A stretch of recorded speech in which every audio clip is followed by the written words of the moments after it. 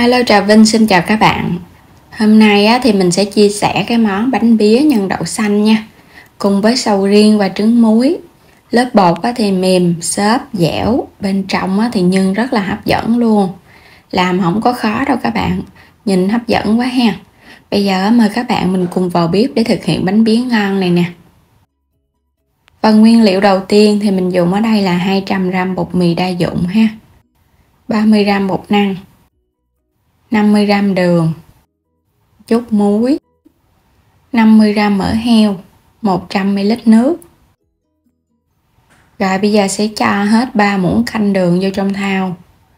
Tiếp theo mình cho muối vô nha, 50g mỡ heo, cho vô hết. Tiếp tục là nước nè, trộn sơ cái nha. Bánh bía thì các bạn làm bằng cái nước mỡ nó sẽ ngon hơn so với mình làm dầu ăn, nhưng mà nếu không có thì thay dầu ăn cũng được.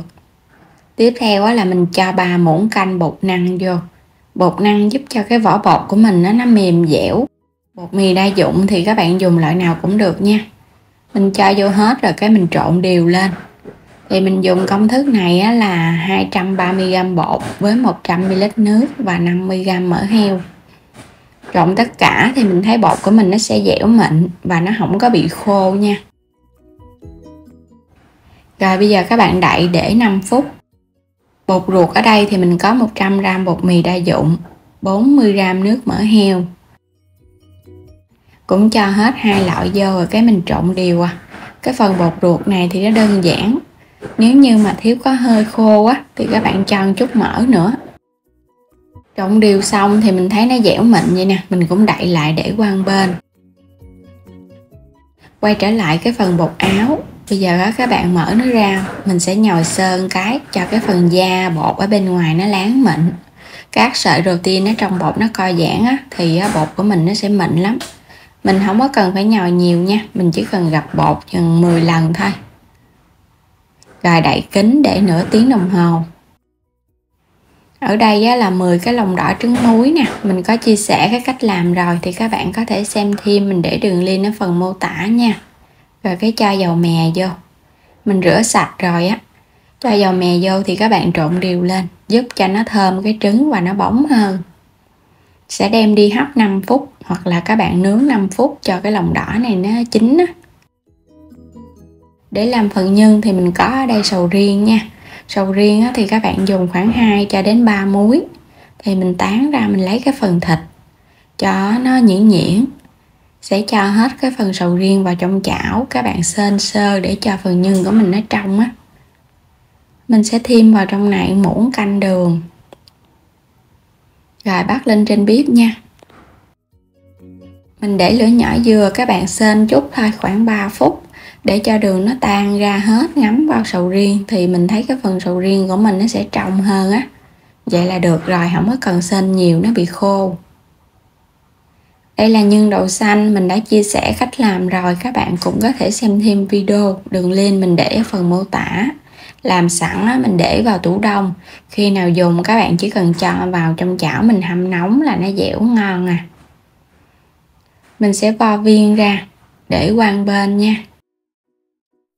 Phần nhân mình vo sơ xong thì bây giờ các bạn vo lại cho nó đẹp nha. Rồi cái mình tán ra cho nó dẹp dẹp. Sẽ múc cái phần sầu riêng cho vào giữa. Các bạn làm vậy khi mà mình cắt bánh ra, cái bánh của mình nó sẽ đều nhân và đều sầu riêng, nhìn nó cũng bắt mắt hơn. Cuối cùng là cái lòng đỏ trứng nè, cho lên trên rồi túm lại. Mỗi một viên nhân là 100g nha. Mình làm cái bánh 150g.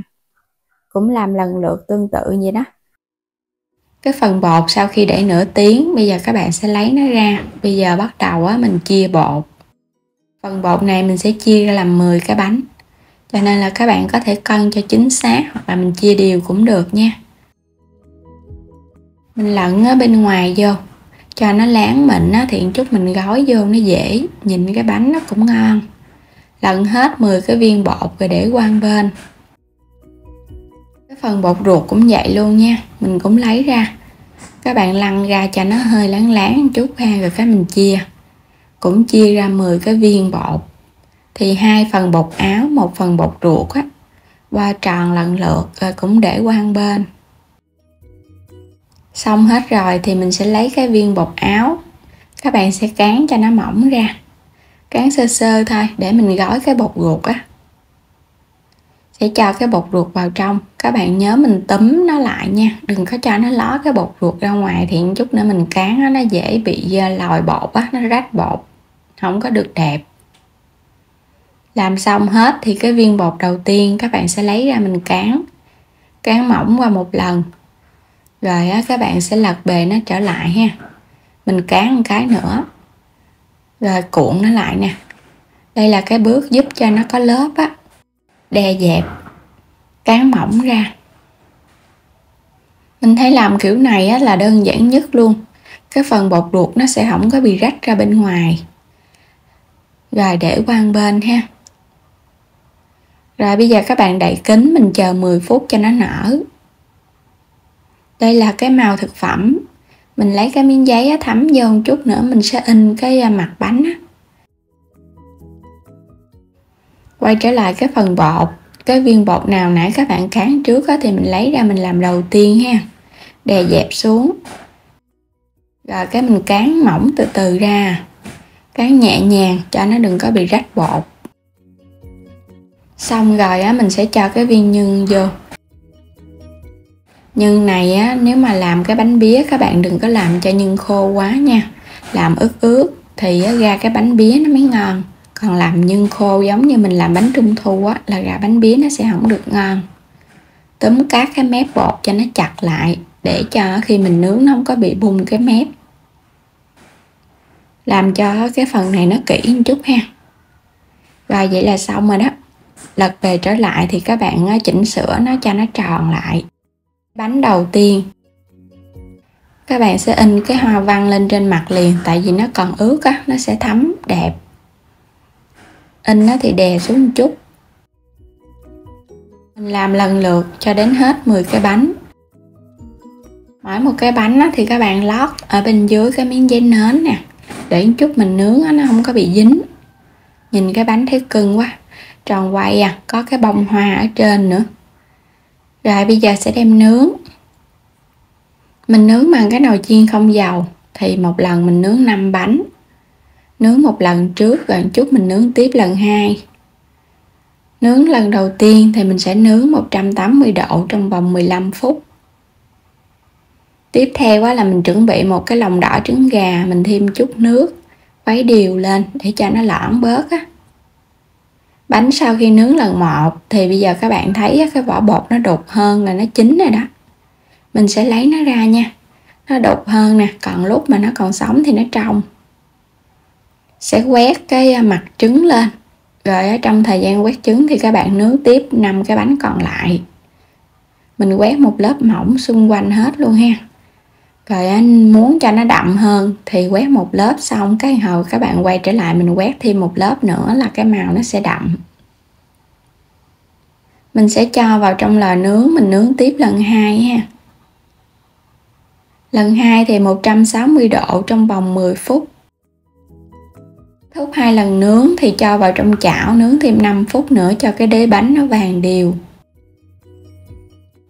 Bánh mình đã nướng xong 10 cái bánh. Nhìn rất là hấp dẫn luôn á. Bánh nó nướng xong thì các bạn để một ngày thì bánh của mình nó sẽ mềm hơn, cái vỏ bột nó sẽ tách lớp dễ dàng hơn nha. Còn mới nướng ra là nó giòn á. Bây giờ mình sẽ cắt cho các bạn xem. Bánh này là mình để được một ngày đó. Cái vỏ bột của mình nó sẽ mềm dẻo rồi đó. Các bạn để 2 ngày là nó bung lớp ra rất là đều luôn. Wow, hấp dẫn quá nè. Bánh tách lớp, bên trong thì nhân cũng đều, ẩm mềm. Có cái trứng muối ở giữa nữa, nhìn bắt mắt và hấp dẫn. Bánh bía đậu xanh sầu riêng, một món bánh bía truyền thống không thể thiếu trong cái dịp Tết Trung Thu này. Thì mình thấy cách làm đơn giản, không có cần lò nướng.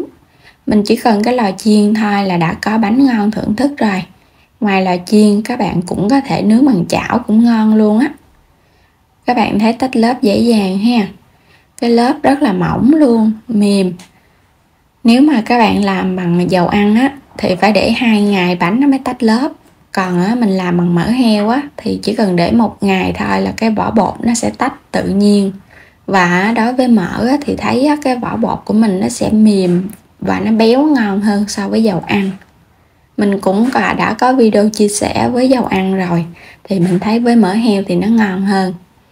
Và để bảo quản bánh, các bạn cho vào cái hộp mũ có cái gói hút ẩm á, thì mình bảo quản được lâu và để được khoảng 2 tuần lễ nha. Nếu mà các bạn muốn bảo quản lâu hơn thì mình cho vào ngăn mát tủ lạnh thì mình để được 3 tuần, còn ở bên ngoài thì khoảng 2 tuần. Bây giờ thì chúc các bạn ngon miệng với món bánh pía truyền thống này.